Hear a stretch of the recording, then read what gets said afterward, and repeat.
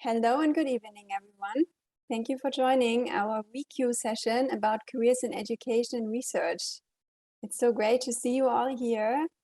A warm welcome, of course, especially to our speakers tonight and also our Dean, Maria Bizou. So today's speakers are Chen Dong, Assistant Professor for Technology and Operations Management at ESCP Business School. Welcome. Christina Imdahl, Assistant Professor for Machine Learning and Operations Management at Eindhoven University of Technology. Also welcome. Thank you for being here. Then Susan Rui, Senior Lecturer in Management at University of Exeter Business School. And Olga Senicheva, Operations Management Lecturer at Purdue University Granite School of Management. Last but definitely not least, Laura Turini, Associate Professor of Operations Management at EBS. And also today, the moderator for our panel discussion will be Dean Maria Bizou. So also welcome and thank you for being here. And yeah, Karen Laureate is my name and I'm part of the KLU Careers and Alumni Relations team. Just a few more things before we get started. Turn on your videos, please. It's always great to see faces. And as I saw, many of you already did it, so thank you. Please mute yourself. As you know, the session will be video recorded, but I just wanted to mention it again. And it will be available on KLU Compass and YouTube. Also, if you have any questions, please post them into the chat while our speakers are talking and have their pitches, and we will get back to your questions in a panel discussion. Or just hold on to your questions and we will get back to them in a panel discussion then. Quickly about our agenda tonight, we will start with the pitches from our alumni speaker. Then we will have the panel discussion, which is moderated by Maria. Then I will put you into breakout rooms, so you have a more intimate room circle with a few people in that breakout room, and you can ask your questions to each speaker tonight. Maybe there are still more details to be asked, and then we will wrap it up and celebrate our speakers. Okay, well then, I will already hand over the stage now to our first speaker, Chen Wen. The stage is yours. Okay, thank you. Thank you for the invitation. I'm very happy to see a lot of like say faces. So basically, I'm very happy to meet my old friend again and also to meet new friends. So, and actually, it's a little bit kind of, it's not my type to have this kind of one-man show for, I don't know, pitchy. So you know, I'm Chinese. I like this kind of ping pong style. So we just have questions and answers and even more interactive. But let me have a try. So I've been left KLU for, I don't know, 4.5 years. So I guess because the topic is about education and research, I presume that the audience coming here want to pursue academic career, or at least interested in that one. And I'm not sure if I'm a good example here, because if you look at others, so they are all ladies. I'm the man who is discriminated. So this is actually indeed the thing happening in this field. So especially in the German market, let's say, because they had too many men before. So they want to balance the gender a little bit. So congratulations for the ladies, you have better chance. But this is only part of the story, obviously. And I think that to be, I don't know, if you want to pursue an academic career, so it's, of course, you need to work very hard. So I think it's, for me, I'm from China, so I actually have studied engineering and economics before, and then did my PhD. So I'm also a little bit kind of not typical guy, because I also worked before I joined the academic field. So I think, okay, by working, so it's like, so every year I have some KPIs to reach some goals, but then the next year I need to work hard on that one. So it's just the kind of, let's say, repeat the same work year and year again with minor additional contribution on that one. You really didn't learn too much from the processes, just to repeat work, and don't give me a field that's satisfactory, because it's just like say, okay, we made our goal, okay, we party, but next year is reset. You have to start from scratch again. So it's just not accumulation of contribution for you, let's say. So I think maybe I'm the person who prefer to learn more, and also I'm kind of really happy if I see my work published, so I can accumulate my contribution. The even paper published 10 years ago, I can still feel honor, proud of that one. So then I think, okay, maybe I need to try the academic career. And so I think it was KLU was a pretty good places. It's have not only the offices and the budget, but also there is interesting people to work with. So basically, I would say, to be very honest, so the very important reason I joined here is because I want to meet my old friends. So it's to be very honest. So it's just and so we had very good life when we were studying. So I still remember some many good nights and days and nights. But of course, there were tough times. So it's very difficult to do research, I would say. It's if you think about our field being the operations management, supply chain management, so it's you really need to have a lot of luck to get accepted for get your research accepted by the picky reviewers. So I think it's you need to be prepared that there is a high chance to get rejected and try again and then again. And it's yeah, I would say luck is very important, but also luck is also part of your strength. So it's I would say if you really want to pursue this career, you need to work hard and try your luck, and also be nice to people. So I see that Sandra is also here. She was my supervisor in KLU, and she was actually pretty strict to me. So I was suffering, but also it was helpful for me to really, you need to have this process. It's not really like kind of a party like master students or something. You really need to suffer, then you get something out of that one, right? And also, I still remember from Maria, and I mean, when I was still doing my reviewer work, she tell me that could be nice to those people, because it's like, say, you, of course, since we are pursuing academic work, we are going to be professors, so it's our strength to criticize, right?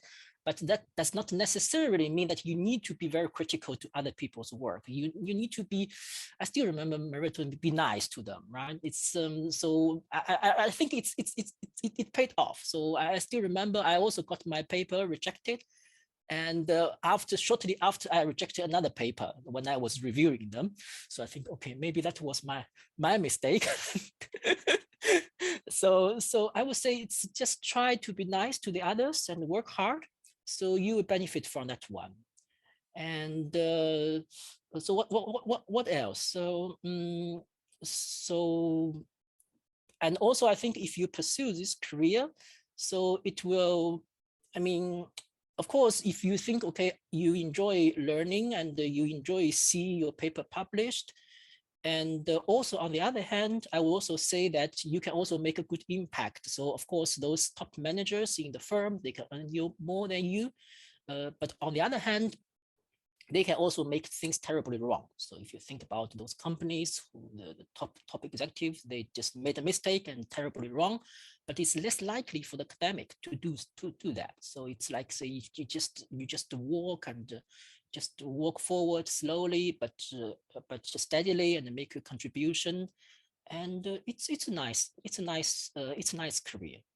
And but also it's very risky. So just as I said at the beginning, so men has a kind of a less chance as a women. So maybe there's also some other discrimination in terms of nationality. I don't know, but so it's highly risky. You need to really work hard and be patient and find some position that suits you. So it's I would say it suits you does not necessarily mean that you only aiming for the best. So if you want to apply for KLU, I guess they still have this rule, you have to publish in UTD 2024. So it's like top journals. Now it's also the trend that if you ask Eindhoven or Rotterdam, they all ask you to do that. So, but not all schools are requiring that one. And also, if you really want to join another school, there's also some other elements to be considered. So, for example, I also did a postdoc after my PhD in Chalmers in Sweden. I was really surprised that they didn't really look at the top publication. They are happy if you have a peer-reviewed publication. And so I was really surprised. It's very different from other schools. So I think every school has different style. And so the top schools, but you don't really need to have to work for the top schools if you find some other environment which really fits your personality and your like say your enthusiasm. Then it's good. You can go there and stay to that. And I mean, I would say it's very important for you to find a school, an environment that fits you and that you can grow and with the school. So but in the end, you can benefit from both of you, I would say. I don't know, maybe I don't have much time. So it's okay, 30 more seconds left. So I'm happy that there is still some left. I didn't use too much time, and just please the next presenter. Thank you. Very interesting, and thank you for your open words. Yes, I will hand over to the next one, which is Christina. Yes, thank you, Karen. Also, thank you for the invitation. I think I still know most of the people in the crowd, so also most of them still know me because I just graduated last year, so I'm very recent graduate. Yeah, I did my PhD from 2016 to last year, basically 5 years.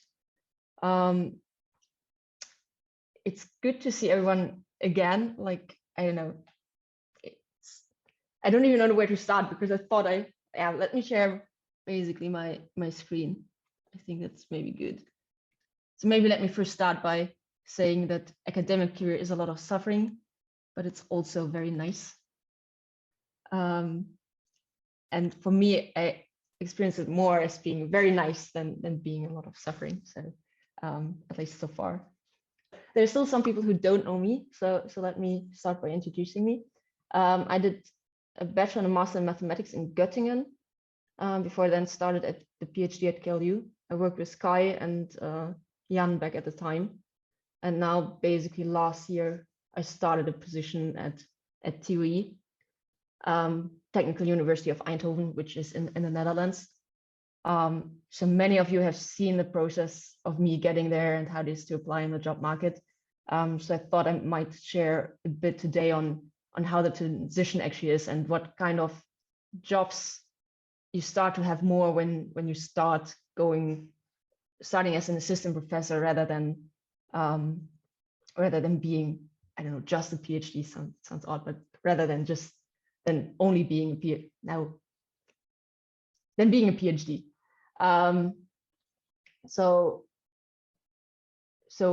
what I noticed most when you start changing, or when you start as an assistant professor, that you start to have a lot of more meetings. I don't know how it is for the others, but I started to know that. So for example, before it was mainly only my research. Now I had to do a lot of more teaching. I advising more master students, more bachelor students, which is actually very nice. So you start to also become more, I don't know, as a PhD, you mainly are working on your research topic and you're getting advised by your advisor. And then you start actually also giving that back to other students, which is very nice, I think. So what I really like about this job is that you also have this part of teaching element in there, and that you can work with people, that you can guide them, and also doing that path. I mainly, again, for those that don't know me, I do behavioral research in inventory and supply chain management, and now also mainly on AI and operations management.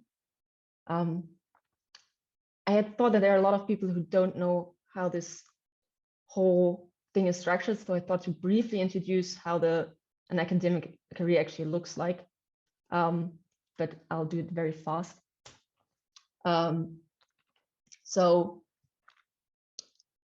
you mainly have those, some are still in the master studies or bachelor studies. After that, you do doctoral studies. You may have a postdoc. And then basically in most, it's very different depending on the country you're going in. But mostly you have assistant professor, associate professor, and full professor.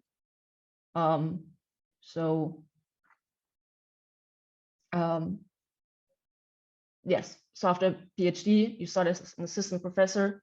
And what's most people talk about when you apply for jobs, it's look if you have a tenure track or not. And that means that after a certain amount of period, you can, the decision is being made whether you can stay at the university or not. So that's called then that you get your tenure. Basically, that's a big step also. And that's normally somewhere between the assistant professor and the associate professor step. But that depends also from university to university. So when you apply for different at different universities, it's good to get an overview how those things work at those universities. Yeah. And then basically, I think the advice I would like to give, or what I would to say why I like to stay in academia or why I wanted to stay in academia, is mainly that I think the things that I'm not only enjoying that my papers at one point are getting published and you get this nice contribution that you have and you can have to the society, but I also really like the process of solving the problem and the process of writing a paper and that you get the time to solve a problem. I think that's the main difference between academia and industry, that in academia you can really take your time to get into a problem, to look at it from different angles, to discuss it with a lot of scholars. It might take, sometimes you even have half a year or 2 years that you look at a problem and you try to solve it, and you get this time. And I really, really like that about academia, that I just can take my time for those things. I don't have to rush. And I sometimes like to say I'm basically self-employed with a safe cash flow, basically. So I can decide when I work, how much I work, with whom I work, and which location I work. That may differ from university to university. But here in Eindhoven, it's very flexible. And then I just really like it's a very flat hierarchy, I think, in academia. So you have some boundaries that you have, to comply to, but mainly you can decide the things you're working on. And also, right now I have a certain area that I like to research, but if I'm at one point bored at that or want to change it, then that's also always possible. Like I can basically define myself what I want to look at and what kinds of things I want to solve. And then, mainly for those, I saw that tomorrow there's also a consultancy session. So maybe for those for which that is interesting. At normal times, there's also quite a nice amount of travel involved. So I know that some PhDs that just started haven't seen that yet. But normally you have some conferences you can travel to, depending on the budget that you have.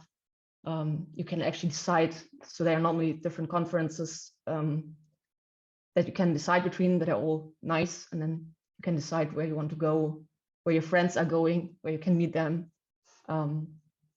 So that's a very nice aspect as well. Yeah, that's mainly, I think, everything I have to say. I'm not sure. Yeah, but I think that's what the breakout sessions are for, right? That you can then discuss more. So, yeah. Of course. Well, thank you also very much, Christina, for your interesting insights. I would now hand over to Susan. Sorry to unmute myself, and I'm also going to share my screen. Yeah, okay. Hello, everyone again. I'm Susan. I graduated 2 times from the KLU. I did both my master's and the PhD program at the KLU. And now I'm a senior lecturer in management at the University of Exeter Business School. If you wonder, after Christina's timeline of the academic career, where to put the senior lecturer, that's like an advanced assistant professor position or like a junior professorin in Germany. I noticed that I am the only person from management in this group, so I decided to,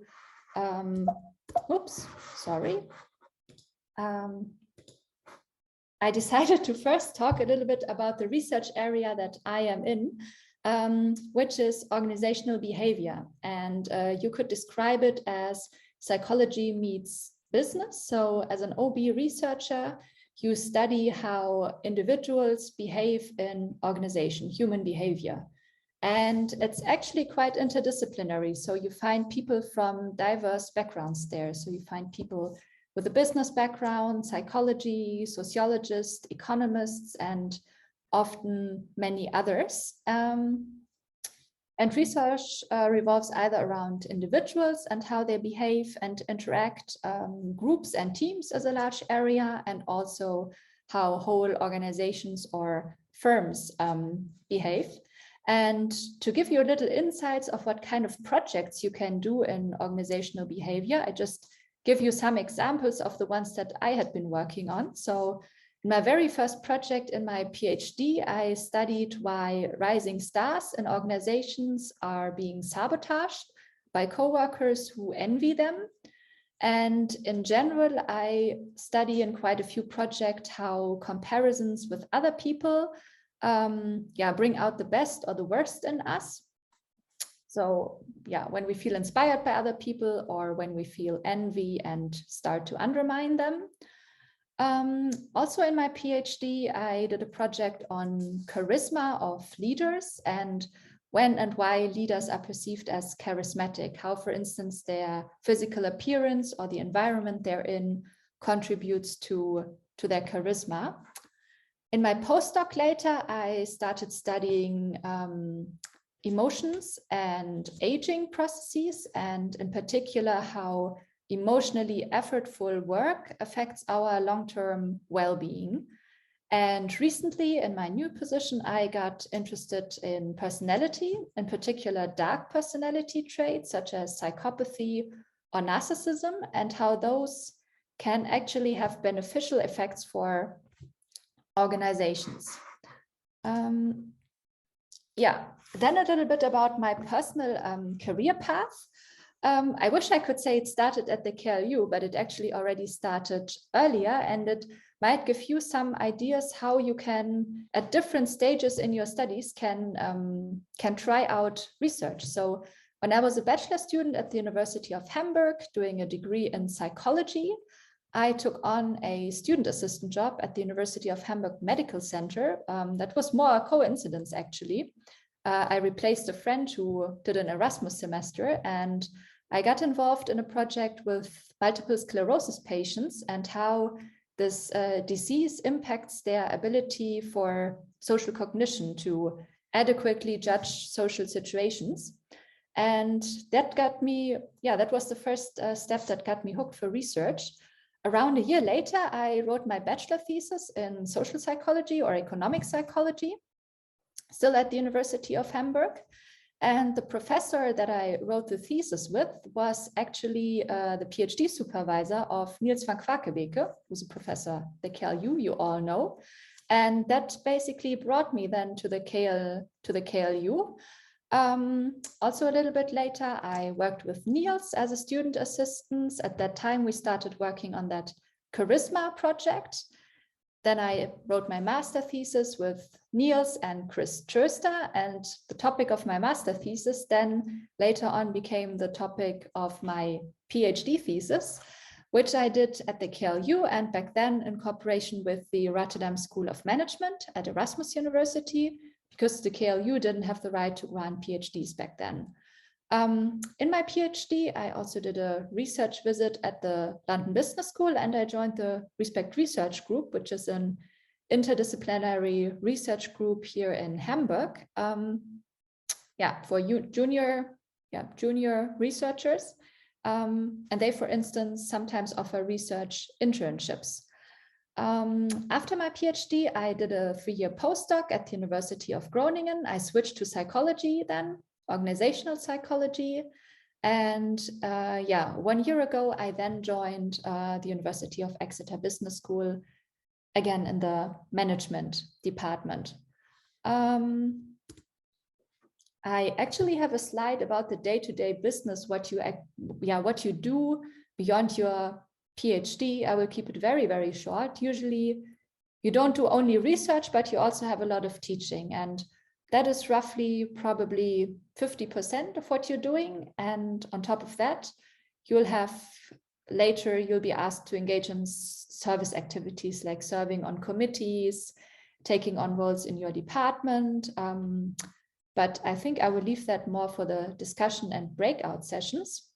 And then on my last slide, I have 2 questions that came to my mind when preparing this pitch that you could ask, or I think would be worthwhile to ask yourself, if academia is actually the right pathway for you. So the first one is whether you genuinely enjoy research and teaching. So others have already alluded to it. Academia is not the easiest field. It's not a field where you get immediate reward. You have to solve a lot of problems. By definition of, for instance, the review process, you get a lot of negative feedback, not always constructive. It takes a long time until you have job security, very high performance pressure, high workload, and all that. And I think to thrive in that environment, it's very important that you really enjoy the day-to-day business of doing research, analyzing data, writing papers, going to conferences, and all that. And then the second point revolves around flexibility. So others also have alluded to it a little bit. So you have a lot of freedom in academia, when you work, how you work, and all that. But that also means you have to deal with that freedom. You have to organize yourself. You have to have the discipline to get your projects done. And you sometimes have to be flexible with regards to your work location. So you might only find a job that is very far away. And that should also is an important point to consider, I would say, whether you are willing to do that. Okay, time is off. I think I was a bit long, but yeah, I thank you for your attention and everything else in the panel discussion. Oh, now I Well, thank you also for your insights, and you were totally great on time. So no worries about that. And now I invite Olga on the stage, please. Hi, everyone. Thank you for inviting me. And thank you, Shanwan, Christina, and Susan. I think you all talk about different things, so I'll try not to repeat what you said. So first of all, because I'm the only person from the American University here, so probably I just mention a bit about what happens here, and then I'll move to talk about like why would you choose or not to choose this type of job, and then what options you have here. I'm from Purdue University. Purdue University is a public university here in Indiana, so it's in the middle of nowhere, and I would say probably 90% of American universities are in the middle of nowhere. So it's a huge university. So we have like 40,000 students. In the business school, of course, we have less, but we have a lot of students around. And so that's why our classes are big. We have multiple sections when you're teaching. So you might have to teach back to back 3 times the same thing. We do not have, for example, we don't have bachelor and master thesis. So we do not have students knocking to our door, ask questions of this type, but we do have other projects to deal with. Or that's might be a plus and a minus. We have a lot of programs to teach. So we have undergraduate program, we have a master program in global supply chain management and logistics. We have executive MBA program. We launched our online MBA program. So which means you have to do face-to-face teaching, you have to have some hybrid teaching, what we did last year, you have to do online teaching as well. And that's, I think, what we all learned last year, how to teach online and how to structure lectures. So that's something we did not think before about. Now, beside the research that we all do, we also have to do teaching. As Susan mentioned, it's a big part of your work. And there is also service to do. And these are meetings that Christina said, but I think just because you just started, probably they're not so happy but there are a lot of service that we have to do here. And it might be some committees where you have to sit, it might be some meetings with the students you have to do. Sometimes they're more pleasant, sometimes they're less pleasant.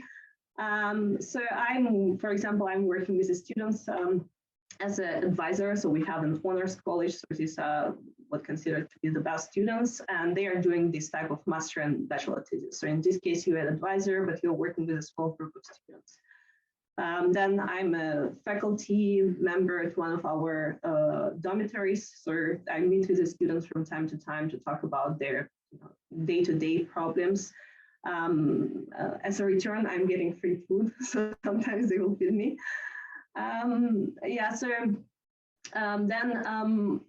Another thing that I don't know, guys, you didn't talk about it, but we have it here at Purdue. So we have a lot of clubs. So these are organizations which students can join, and it's very popular here. So I'm also a faculty advisor of one of the clubs. So this is a consulting club. So they meet from time to time. They work on problems, like real consulting problems, and you as a faculty need to advise them from time to time. Then we have here also the center where students can work on real projects. So companies come to us like Procter & Gamble, but also smaller ones like local ones. They have some problems, it might be a semester or like year long, and then students would work on it as a team. So it's going to be like a real consulting work, and you as advisor have to advise them on that thing. So that's a service as well, but at the same time, it's a different option that you can have here if you pursue academic career, but you still want to have some industrial experience. That's also one of the ways how you can combine these things. So it's teaching, it's research, it's some consulting work, which you can use for your research as well. So that's a kind of win-win for everyone. Then what this job offers to you, I think, so Christina mentioned and Chairman talked about flexibility. You are flexible in what you want to work on, but you have teaching and you have service. So you do have some flexibility, but this flexibility is a bit limited. And also if you want to get tenured, which not necessarily the case, I'm going to talk about it in a second, but if you want to get tenured, in this case, you have a lot of time pressure. So you really have to, like, the closer you come to your tenure clock, so the closer you come to the time when you have to submit everything, the less time you have to change your research topic and the more you have to work on the papers that you already have. Now, in the US, I don't know whether it's the case in Europe now, but you have multiple options. You don't have to necessarily go towards the tenure clock and grow in this way. You can also do mostly teaching, or you can do like teaching and certain service. For example, we have advisors, as we call them. So these are they are program directors, not advisors, program directors. So these are the people who are developing like master program, who are developing undergraduate program, and they work with these type of students, develop all the curriculum, develop all the coursework, just making sure that the program runs and it's a high ranking. Now, I talked about multiple options that you have, so teaching, service, and research. Now, in terms of impact, so Chelman, I think, mentioned about the impact that you can have with your research, but you also have a lot of impact on students. So, I don't have, with my camera, I cannot show you, but I have like a shelf full of thank you notes, just because students come to you after and they thank you that, they changed their major because of your course, or they decided they want to do supply chain just because they realize they like it. So you do this kind of impact, and it's nice for you, of course, but it's also you have to do it in the right way. So it's not just, you come, you teach, you actually have to have some interaction with the student there. And the companies, as I mentioned, so you can also do and have some impact on how companies are doing their business, which is a nice thing. So it's nice to see your project being implemented whether you supervise the students, where it was your project, but you can see how companies are changing the way how they're doing business. And that's as nice as publishing your paper. It might be done quicker than publishing a paper. As Shannon said, it might be a long process. Now, in terms of words of wisdom, so Susan mentioned about time management, so you need to know how to plan things and how to organize them and make sure you prioritize everything. You're never going to have time for everything what you have written. If you think now that you're working hard on your PhD, believe me, when you join the academic career and you have other things that you have to do, you have to work even harder. I mean, from one side, it's nice you can switch things, so you can do teaching, you can do research, you can do other things, but you still have these things to complete. Networking is very important. So do this networking now with COVID is very difficult, but connect with people, talk with them, make sure they know what you are doing, ask what they're doing, try to build some collaboration so you can work on papers, maybe not now, but later. And also practice to talk about your research. So Maria and Jorn helped us a lot when we were about to graduate, so we can be prepared for the job market. So start doing it now. Again, conferences is a good thing, but you can also, like we did at Changwon, organized like a small PhD meeting where we just get together and talk about our research and, you know, share some ideas. You can do the same thing. Discuss your ideas, talk with the people around you, say what you're working on, try to explain it in simple words. And I think Changwon also mentioned because, and that's probably one of the things that I remember from one of these workshops that we joined at POMS. I think one of the speakers there said that keep in mind that we are hiring, of course, researchers and you can do research, but we also hiring nice colleagues. So we want to have a nice person to work with. So you have to be nice. And you have to be an interesting person to talk with and go for coffee and, you know, have lunch. So just be nice and try to show that you are nice before you start applying for the job market and they know exactly who you are. Yeah, so I'm done here. So thanks a lot for your time and I'll leave time to Laura. Thank you for your insights and your perspective. Very interesting. So yes, I would now also hand over to Laura. Hi. Well, thanks a lot also from me for being here and for organizing. It's super cool. I have to say also, like Changwon, I was looking forward so much to this evening to see my friends again. So that's definitely one of the reasons why I love my job, that I get to work with so many nice people and I get to choose with whom I work and with whom I connect. It's super nice. Well, they already talk about more or less everything. But maybe what I can do is I tell you my story, what I did, where am I at the moment, and then if there is something that piques your attention and you think you want to know more, you can ask me later. I studied something completely different. I studied mathematics, and after that, I decided to go working a little bit like in the real world. I went to industry, did some consulting, and decided no, I don't want to do it. I didn't like to be working under somebody else, like telling me what to do. Especially, I didn't see like, I don't know, kind of the big purpose. I'm a person who was a little bit hard to motivate from time to time. And it's one of my weaknesses, but but then when I get motivated, I'm very motivated, let's say. And I was like, no, I need something a little bit more stimulating, like a better environment where I can do something more interesting. And then I decided to apply for the PhD. And I found the KLU. At the time, it was a very unknown university. We were the first PhD students, me, Olga, and we were one of the first 8. So nobody knew the place. And I thought, like, I'll try. You know? I didn't know if I liked research really, because I never did it before, but I said, why not? For sure, it's going to be interesting. And I tried. And thank God I tried. It was really everything then after that led to where I am now. Well, of course, there were high and lows right in the PhD, and I do not know how many of you are in the PhD and how many are thinking about doing a PhD. But for those who are already in the PhD, you already know how the life is. What I can say is afterwards it gets worse and better. Yeah, so but in general, I would say right now much better. So you get during the PhD, you need to do the hard work to learn, to do research, to understand how to do things effectively, correct. So you need a lot of guidance.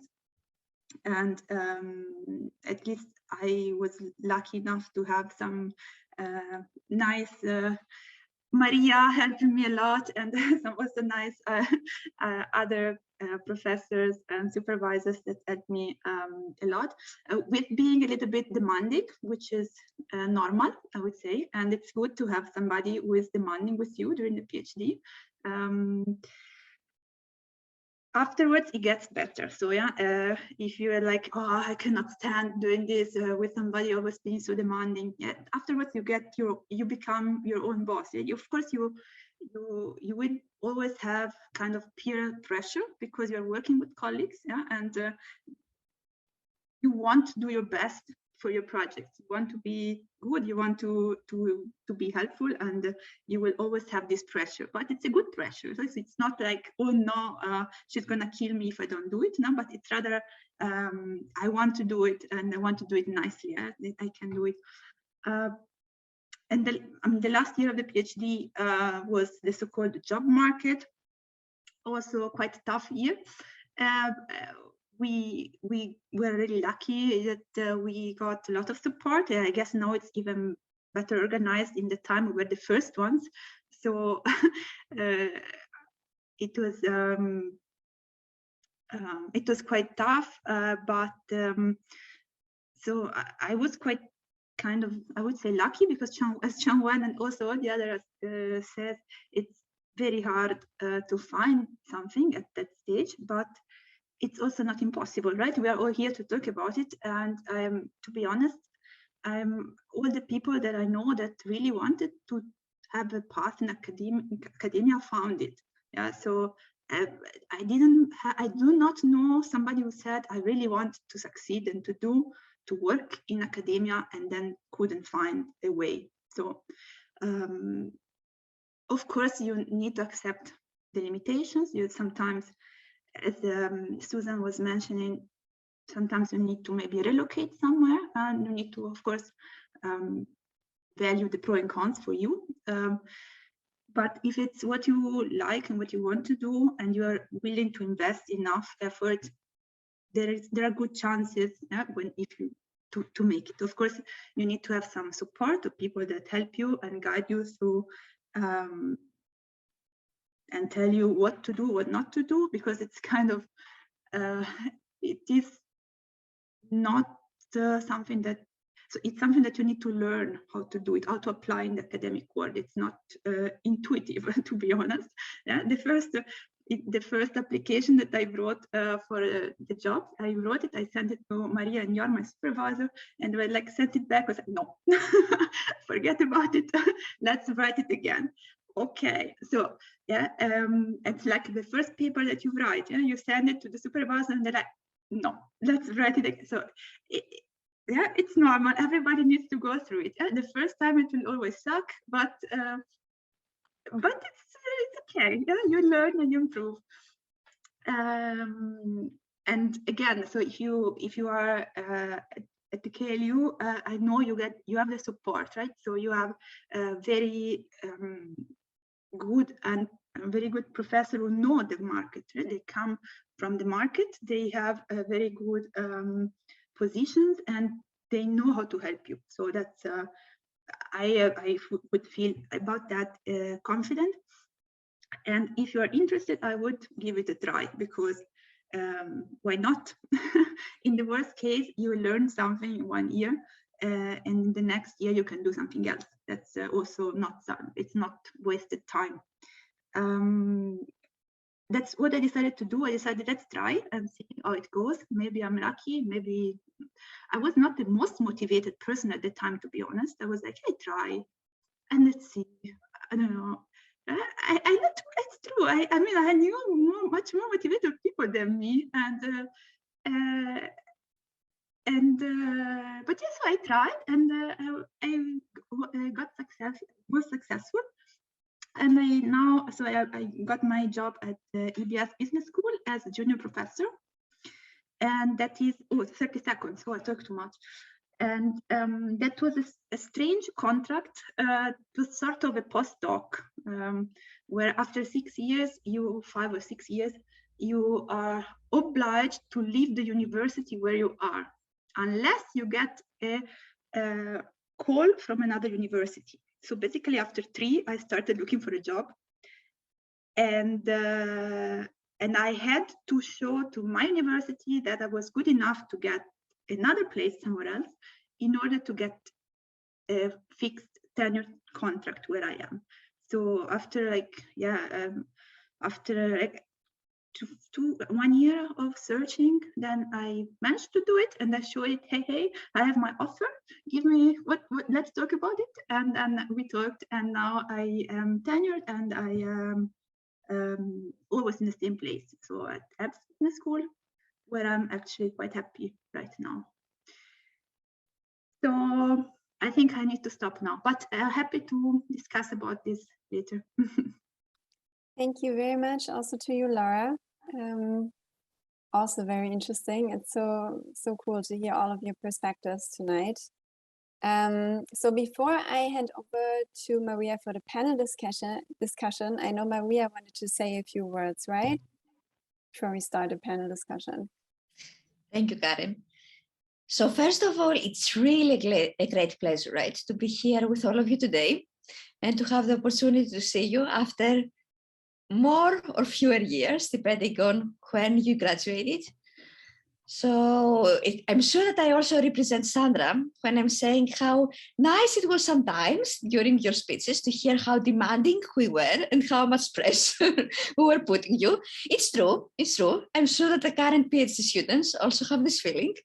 And I hope that at the end it helps, as I'm sure now all of us feel a little bit more.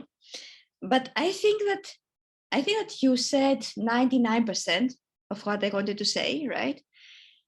The only thing that I would add is that the reason why for me academia is great is that I have the opportunity to turn my hobby into work, right?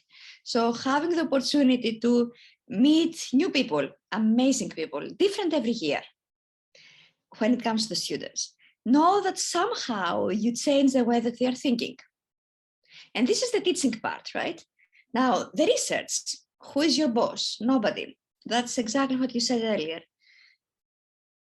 You can do whatever you want with the people that you like. If you don't like someone, well, you don't have to write another paper with him or her, right? That's really a choice, which is really nice.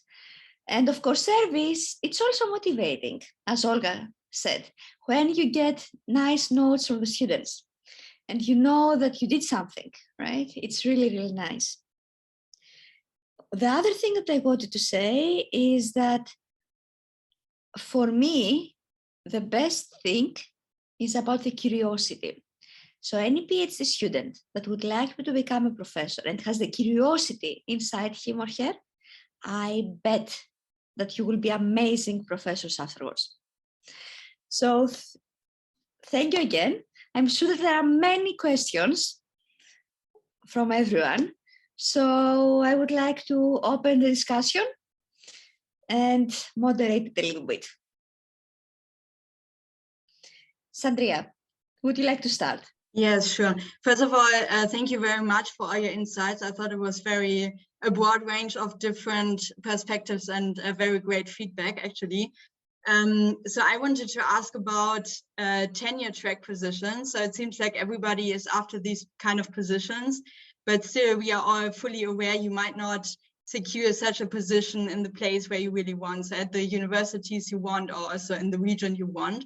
So my question is it still recommendable to just accept any tenure track position just somewhere with the expectation that you maybe can switch afterwards or after you got tenured at that university? How easy is it then to switch into maybe more the region you want to be in the long run, or maybe also the kind of universities you would like to work for? This would be my question, whether you have any opinion on that one. Thank you, Sandria. Who would like to jump in first? I'm sure that everybody has an opinion on that. So come on, don't be shy. Yeah, I can say something to it because I basically had these thoughts just half a year ago, right? I thought like, where should I apply? And if they don't like me, like, will I go to another place? So I think it depends a bit on what are your priorities. So first thing is, like, in the worst case, it doesn't work out, would you be okay with working in an industry? If that's the case, then don't apply just everywhere if you're sure you're not gonna like it there. Or don't accept anything where you're sure you're not gonna 100% like it there. If it's not a good university in particular, I would say, because then it makes it very hard to transfer at one point to if you want to go to a university, for example. And yeah, but I mean, that was my thought on it. So I didn't apply everywhere because I thought, okay, worst case, I go to industry. It's not what I want 100%, but it also wouldn't be my end of the world. Yeah. But I applied everywhere, so I don't know. No, I mean, I was told to apply everywhere, even if you're not sure that you want to go somewhere. Yeah, at the beginning you don't know because you don't know the place, right? So first, it helps to train yourself into the application process because it's a very tough process. So it actually is not bad. I think my first interview at Informs was with a Turkish university, which I never heard of, and but it was actually good because it was my first try, and it was not super great. But then the second was with EBS University, and it went well. So it was not my first, so it actually was a good idea to do it. And why not? You will learn the place when you talk to them. You do not know it beforehand 100%. Of course, for example, I decided I do not want to apply to Asia. I never applied to Asia, yeah, but I applied everywhere in Europe and everywhere. No, not everywhere, only somewhere in the US, but I was not really convinced about the US. But but I really applied everywhere in Europe because I knew I wanted to stay in Europe, and then I didn't think too much about that. Then afterwards, of course, you need to decide whether to accept or not the position. If you are offered it, that's another story, yeah. But about application, yes. And for me, the guiding thought would be, is this a place where I can grow? And where I can actually then go out of it, yeah? Because when you are in a place where you're buried with, you need to teach too much, you need to do too much other work, and you do not have time for research, then no, yeah? Because in academia, which you want to get another job, you need papers. So if you get into a place which is not the best place, maybe, but you have time to grow and you have money to go, you have money to travel, to do your stuff, to do your work, that's perfect. So that is my take. Yeah, maybe I can just add a bit here. So yeah, I was with Laura together. We were at the same time in the application process. So 100% the same applies to me. So apply everywhere. The more practices you have, the higher the chance that once you get to the university where you actually want to be, you will be already prepared for this process. Now, whether I accept everything or not, probably no, because well, I didn't have many options. I had 2 offers to take, and there were some pros and cons. I mean, if you're interested, we can talk later about it. But I'm glad that I did not accept another offer, actually.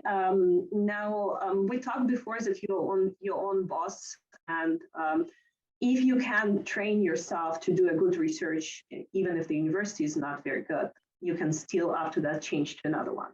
Also, when you get tenured in this university, it might be a bit more difficult to change. Maybe before you are apply for a tenured one and you already have a pack of good papers, that's when you can go. And as in Laura's case, you can get a job in another university and offer, but you also can get another offer from your own university, and then you can choose from whether to stay or go to another university. Now, from my side, I'm not in a tenure track here. And again, I can talk about pros and cons here. I'm glad to work with a group where I am now, because these are top researchers. They're very good in the research that they are doing. But as Laura said, in my side, I don't have much time for the research. So in this case, I had to choose the place, and also because we wanted to move to the US, rather than choose a place where we could do like just research in my case. So it's, yeah, so. Yeah, so it's probably my side. Thank you, Olga. Since I don't see anyone else jabbing, maybe you know Sergei Netesine. He's a professor in Gordon. He used to be a professor at INSEAD. What he told the PhD students once is that the job market in academia is the most inefficient market ever. What that means is they have a priority to the schools that they know. And not necessarily that means that the students, the future colleagues, will be the best ones. But so Maria, could you just repeat this, because you were frozen in to the most exciting part of your sentence? I don't know what was the most exciting part. You said, do you stop where you just tried to explain what Sergei was saying? Oh, okay. And it froze.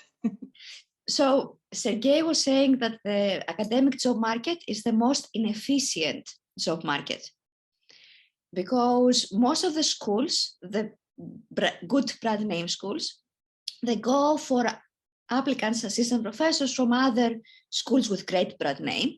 But this does not mean that these people are the ones that will be performing in the best way, which means that the people that come from schools that they are not so well known, at the beginning, they may end up to places that they were thinking, is this the right place for me or not?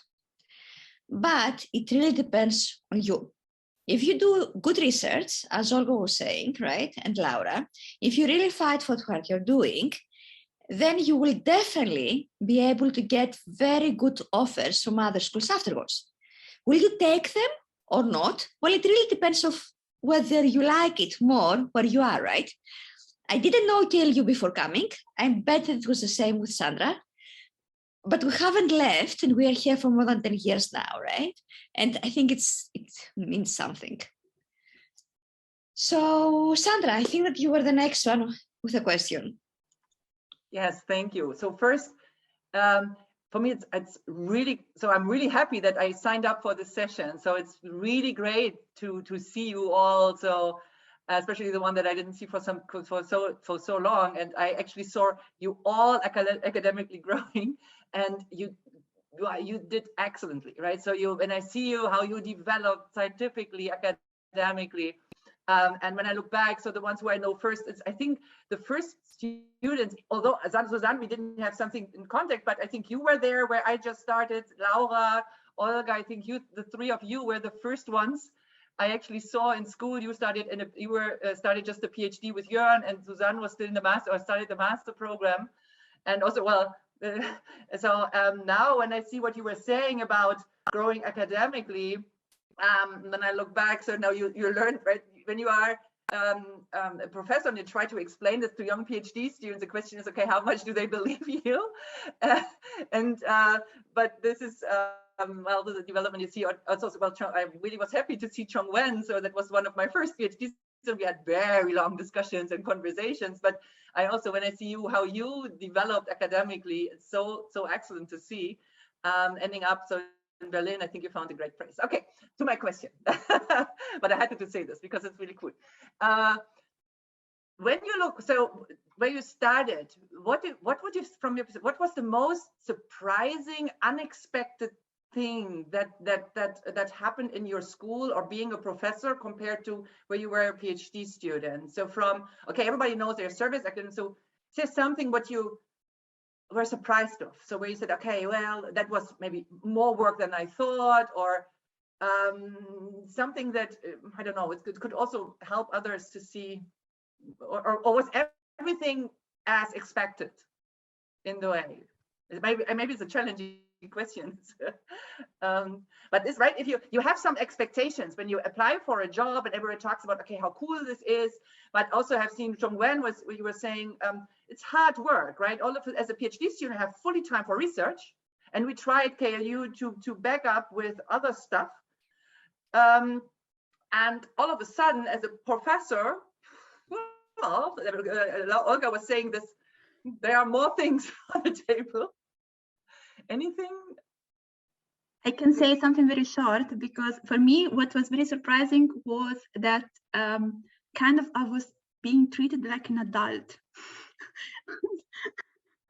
Like, people were expecting that I knew what I was talking about. And I was like, hey guys, I just graduated. I even didn't graduate yet because I started before I graduated. And it was really tough at the beginning to actually live up to the expectations, because I felt like I did my PhD on certain topics, but I never, I don't know, it was hard to live up really to the, to become a person that can talk about a broad range of things. That for me was the hardest thing. It's still hard now, so I'm kind of improving, but so that was surprising for me. Like, people were expecting that, professor, so she knows. Hey guys, you all of a sudden are professor, right? I just felt like a PhD student still, I just like, I'm not a professor, no. So, but maybe others have better ideas. I could add to that, and actually, first of all, I agree totally with Laura's impression. It wouldn't have come to my mind to say that, but now that you mention it, I really recognize myself in that as well. Another thing that surprised me after leaving the PhD and then working at 2 different institutions afterwards was that how extremely diverse departments and schools can be. So being at the KLU is completely different than Groningen, and again completely different than Exeter. So you really can't throw all academic departments into one pot. And I think what makes this, I think, interesting but also challenging, it underlines the need to, or the importance of networking and getting to know the people in the departments where you apply. So really at conferences, try to talk and get to know the people who work in the department that you would like to apply for, or do a research visit and try to get a sense of with whom and how you would like to work. So besides the people, I mean, you might get along or you might not get along, is that how bureaucratic are places. So Exeter, for instance, where I work right now, is extremely bureaucratic, in my opinion. It's so many emails and everything is so complicated and it's a nightmare. KLU was super easy in that regard. Groningen was something in the middle, I would say. When I went to Groningen, I complained. Now I actually wish I had it back. Or also like what Olga said, like Purdue, for instance, is a huge university. You have very large groups. In other faculties, you might rather teach smaller groups.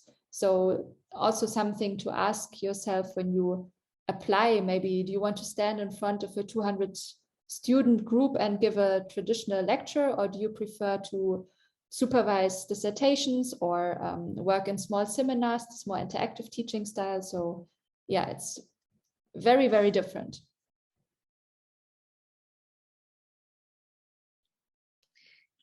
Thank you both. Shall we go to the next question? Robbie? Yes, thank you. Hi, everybody. I'm Robin. I just started my PhD last year, so I'm kind of fresh. And also, I want to thank you for your talks and sharing your experiences. This is really super interesting for me. I worked before a couple of years in consulting, and then I decided I really want to change what I'm doing and again work in a topic that I'm really interested about and have time and dig deep into this topic. So I decided to go to the university and to do a PhD in this field.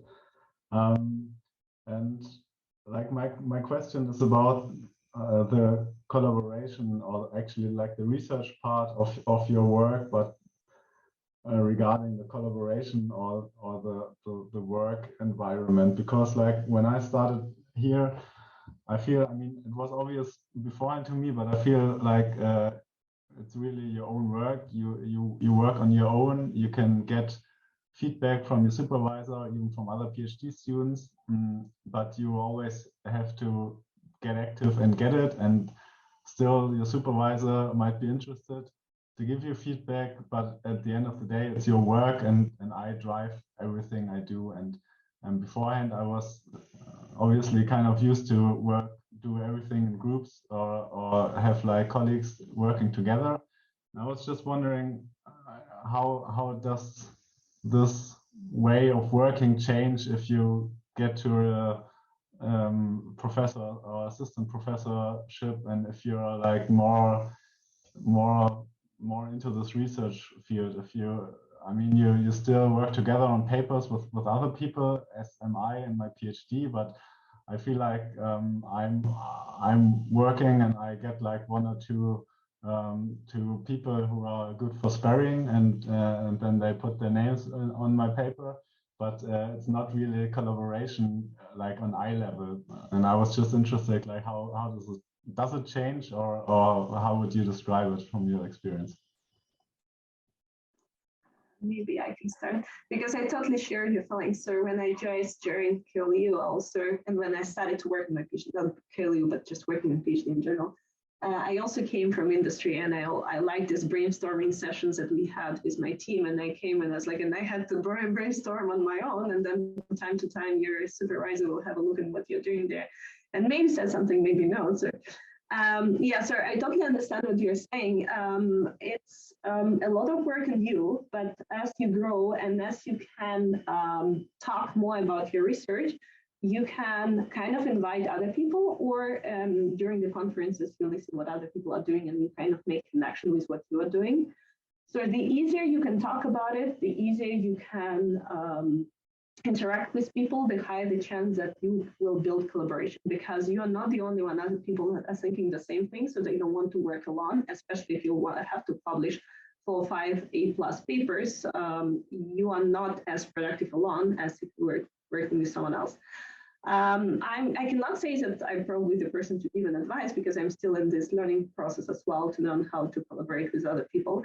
But from what I've seen, my colleagues, like you have like here, so we have our doors open. So we go for lunch, we go for coffee, and we discuss this type of things. And then you find out, okay, so you're working on something that I'm interested in too. So let's just say, well, how about this idea? So what do you think about it? Most probably still one person will be a driver. It's very difficult to find a collaboration where everyone will equally contribute. If someone finds one, they usually publish with this person multiple papers per year for years.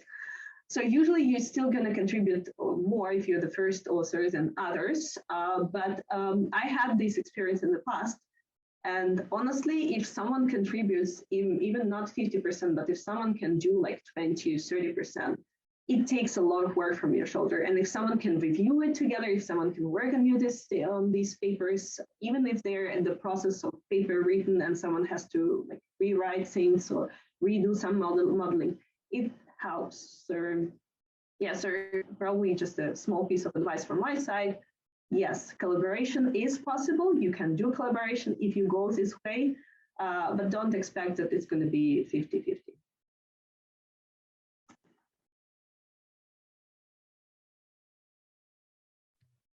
No one wants to talk about collaboration. Yeah.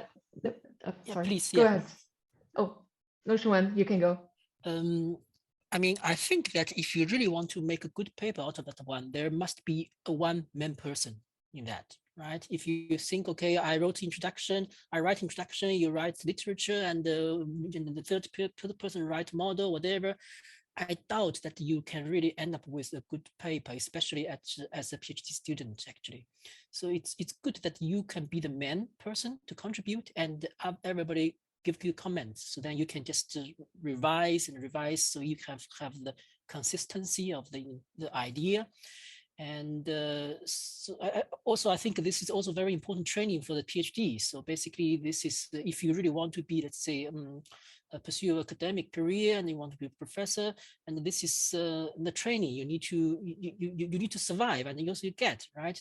You need to say learn from this stage. And of course, I also know that there are indeed some professors who is really working like 50% with the PhD. It's very rare. And maybe you can also think about if you can find this kind of person, or maybe that is really good for you. I don't know.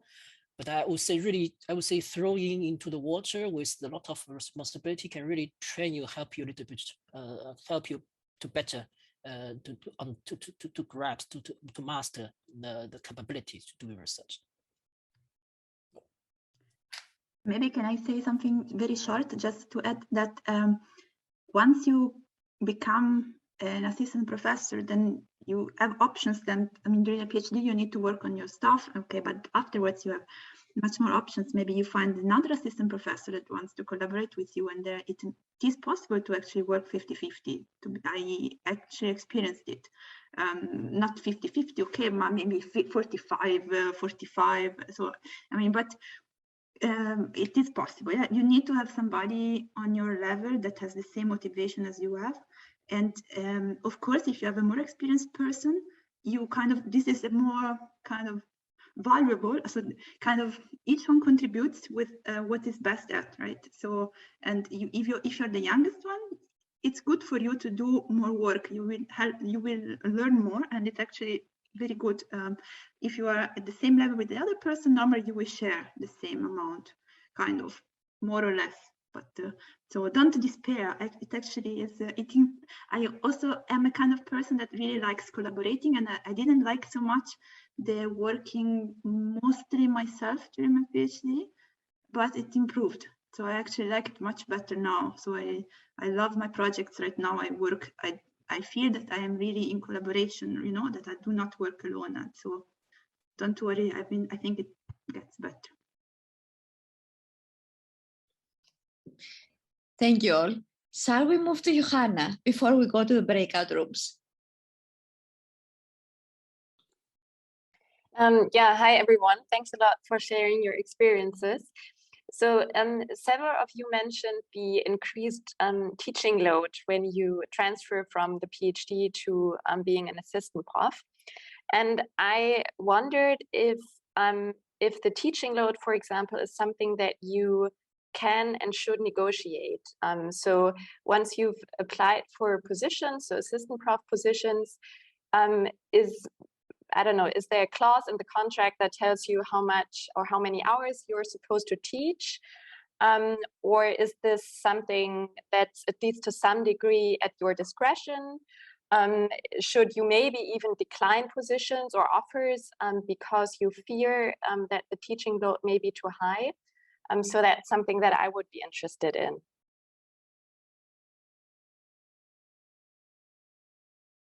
Okay, I can say probably.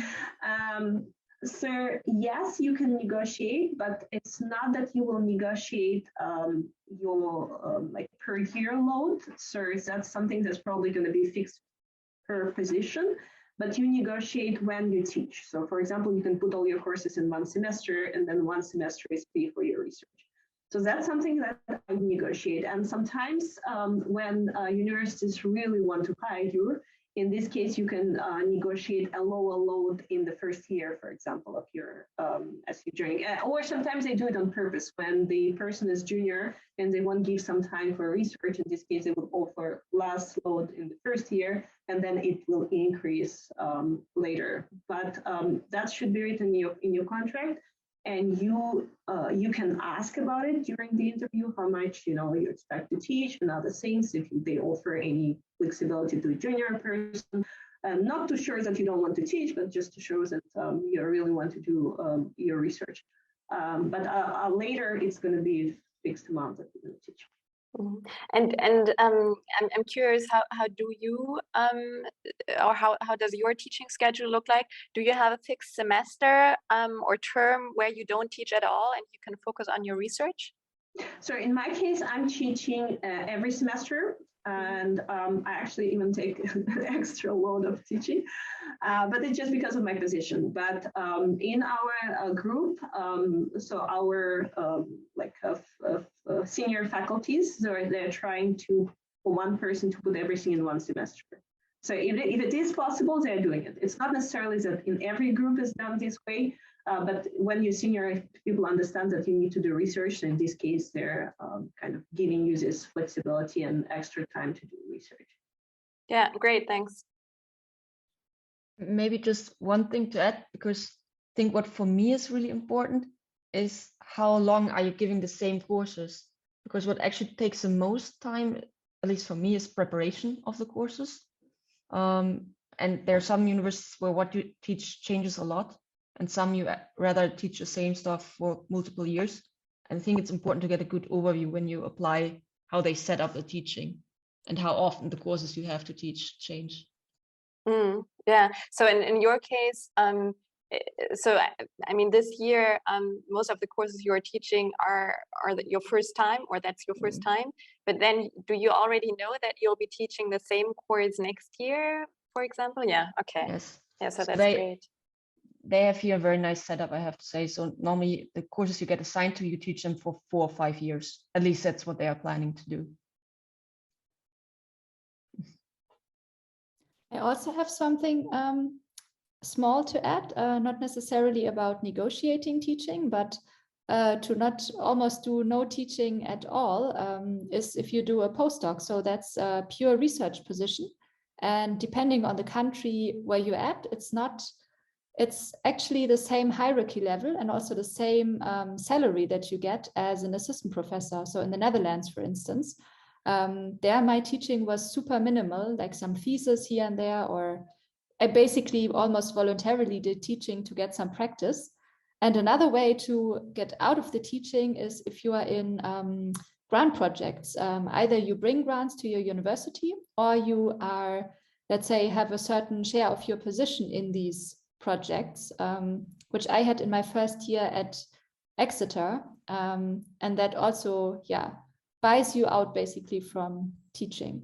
Yeah, and would you recommend this from a strategic perspective? Because I would also fear that by leaving teaching aside, you're also disqualified for certain positions. May I also answer or comment on this? Yeah, sure. That's because I did my PhD, and then I immediately started as an assistant professor in Penn State. At the same time, a friend of mine, she got her, or a little bit earlier, she got her PhD in Karlsruhe from Karlsruhe Institute of Technology and started a postdoc in Chicago at Booth School. So, and she had a 1.5 year or so, 2-year postdoc position. And I had some visa issues and I could start later.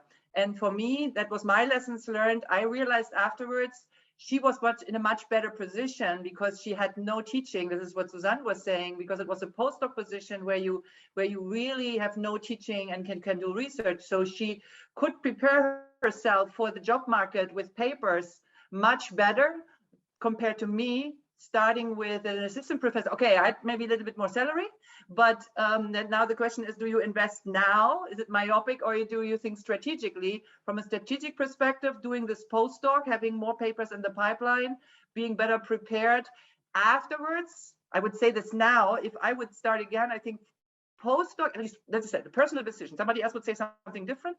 Personal decision, if you want to do the academic career, having a postdoc first, preparing something, going then on the market, might be strategically the better move. Yeah, thanks, Sandra. Yeah, I couldn't agree also more with Sandra, right? I did exactly the same. After my PhD, I had a postdoc position, and it helped me so much to move afterwards from the assistant level to associate, because I had most of the papers coming out quickly since I didn't have anything else to focus on apart from research. But of course, it depends also on the conditions, right? What everyone is looking for. Maria, but you should also say that there are much less postdoc positions than assistant professorship positions.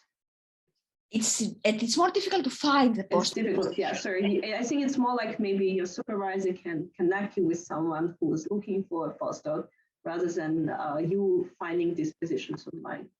Exactly. So there are many postdoc positions, but as Olga is saying, it's very difficult to find them. And very often you get them through connections. So what everybody has been saying about connecting, networking, right? It's definitely very important.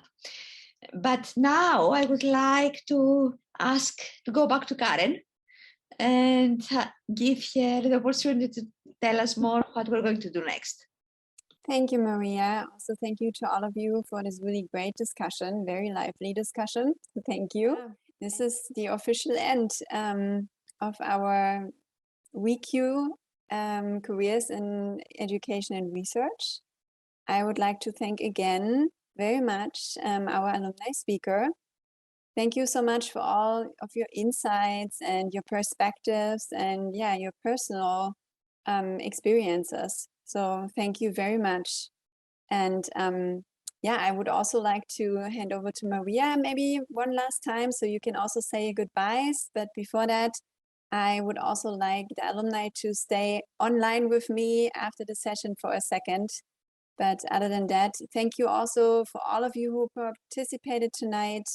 And maybe see you at the next WeQ session. Thank you so much. Thank you also. Thank you to you, Karen, and all the alumni services for organizing this. I think it's very interesting. And a huge thank you. Oops. Now I cannot see everyone anymore. And a huge thank you actually to our alumni that found this time today to join us, tonight to join us. I think that, and now I represent everyone for sure, we are very proud of you. We're very proud of how you started and where you are now, all the amazing things that you have achieved, no matter the difficulties, the challenges, and the new faculty and new KLU that we had at the beginning. And also I can't wait to see the current PhD students in the position that you are at now after some years. So thank you all, and thank you to the audience.